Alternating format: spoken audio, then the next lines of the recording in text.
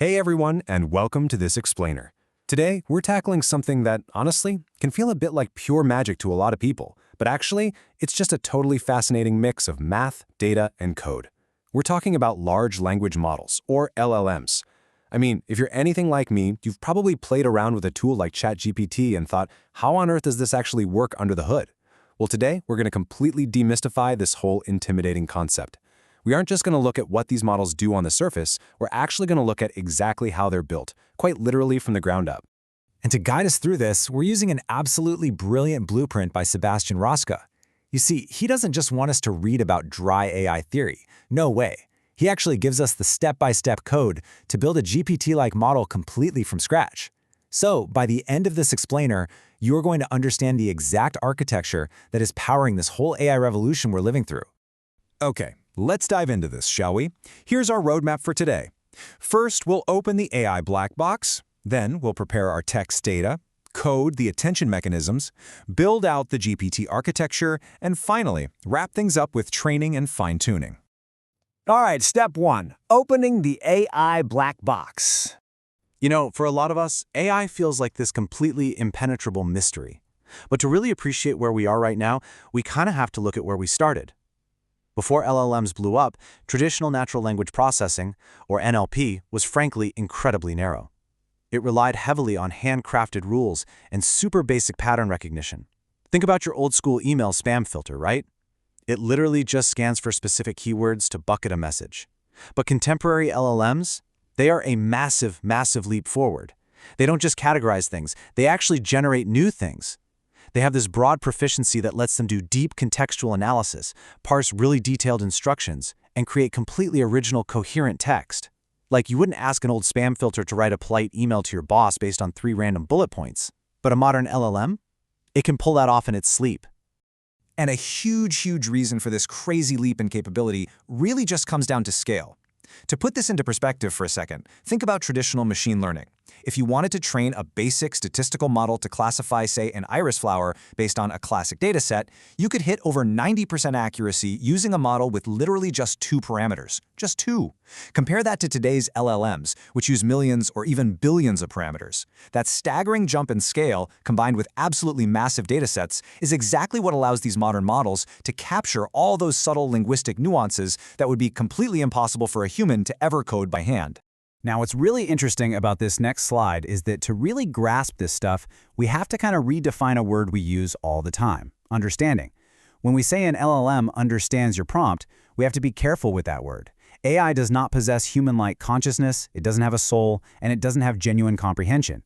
In this context, understanding simply means the model has developed an incredibly advanced ability to process and generate text in ways that appear contextually relevant to us. It's basically a master pattern matcher, not a sentient being.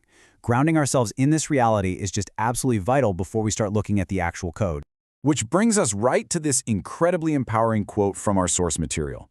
Sebastian Raschka writes, "LLMs don't have to be a black box. I strongly believe that the best way to understand LLMs is to code one from scratch."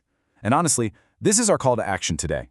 We're moving away from all that high-level philosophy now, we're rolling up our sleeves, and we're going to look at how this is actually done in practice. So, let's jump to section 2, preparing the text data. Okay, so the very first step in translating our messy human language into something a machine can actually use is called tokenization. Basically, this is the process of taking raw text and just chopping it up into little digestible pieces called tokens. Now, a token might be a whole word, or it might just be a subword, like a tiny piece of a word. Advanced models usually use methods like byte pair encoding. That's essentially just grouping commonly used characters together to save computer space. Imagine taking a massive library full of books and meticulously slicing every single sentence into these tiny, standardized puzzle pieces. That's tokenization. But as you might guess, just chopping up the text isn't quite enough. We have a few more critical phases to get our data ready. First up, we use what's called a sliding window approach to sample our training examples. This helps the model actually learn how words relate to each other in a sequence. Then, we take all those puzzle pieces, the word and subword tokens, and we convert them into numerical token IDs. Why? Because, well, computers run on math, not on letters.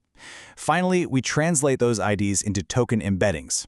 You can think of embeddings as giving every single word a unique GPS coordinate in this huge, multidimensional space, perfectly mapping out its actual meaning and context. And once we have those embeddings, our data is finally actually ready to feed into the LLM. Which takes us to Section 3, Coding Attention Mechanisms. Here's a really vital question we need to ask ourselves. If you paste this massive 5-page document into an LLM and then ask it a highly specific question about, say, paragraph 4, how does it not just completely lose the plot?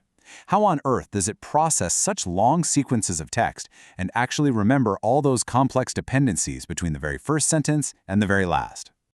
Well, it turns out the answer is the attention mechanism. This is absolutely the secret sauce of the modern transformer architecture. And there are 3 key parts to this that we need to understand.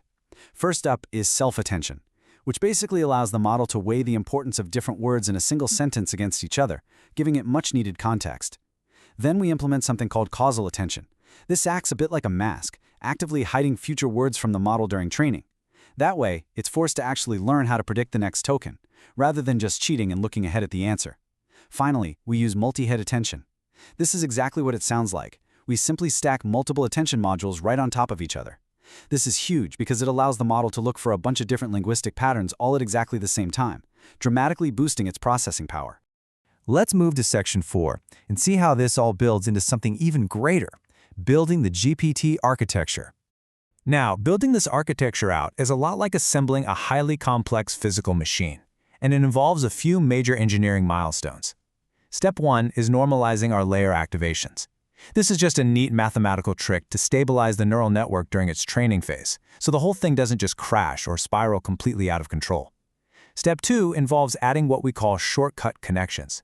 See, when you build very deep neural networks, critical information can actually get lost as it travels through all those layers. Shortcuts just ensure the data keeps flowing effectively. And then Step 3, this is the grand assembly. We connect our attention mechanisms with linear layers inside what we call transformer blocks. And by stacking these transformer blocks on top of one another, we can create GPT models of all different sizes, fully wired and completely ready to process our data. All right, on to our final section, Section 5, Training and Fine-Tuning. So our architecture is finally built, but right now, it doesn't actually know anything. It's time to send it to school. The first phase is pre-training it on massive amounts of unlabeled text. During this phase, we're constantly calculating losses to evaluate how well the model is generating text. It's essentially like grading its homework to help it improve over time. And when the model generates text, we can use decoding strategies to control it. For instance, things like temperature scaling and top case sampling. These are basically like little dials we can turn to make the AI's output highly predictable and focused, or, if we want, highly random and creative. Oh, and here's a pro tip. If we don't want to spend literally months training a model from absolute zero, we can just load pre-trained weights, like the ones from OpenAI, directly into our architecture to massively accelerate that whole learning process. So the crucial point is really what we do after this pre-training phase is over. We have to fine-tune the model for specific, useful tasks. And there are 2 main ways we go about this. The first is classification fine-tuning. This is when we modify the LLM to identify specific categories, like, say, turning it into an ultra-advanced spam detector. But the second, and honestly arguably more exciting method, is instruction fine-tuning. This involves feeding the model highly structured data so it actually learns to process and follow detailed human instructions. This second method right here is exactly why ChatGPT can actually talk back to you in a helpful way, instead of just mechanically categorizing your text. And there you have it. We've successfully broken open the black box. We've traced the entire journey, starting from raw, messy text, moving all the way through tokenization, attention mechanisms, and architectural blocks, culminating in a fine-tuned, highly capable AI. Large language models aren't magic, folks. They're just incredibly elegant systems built step by step. So now that you understand the roadmap and the underlying mechanics of how this all works, the real question is, what are you going to build?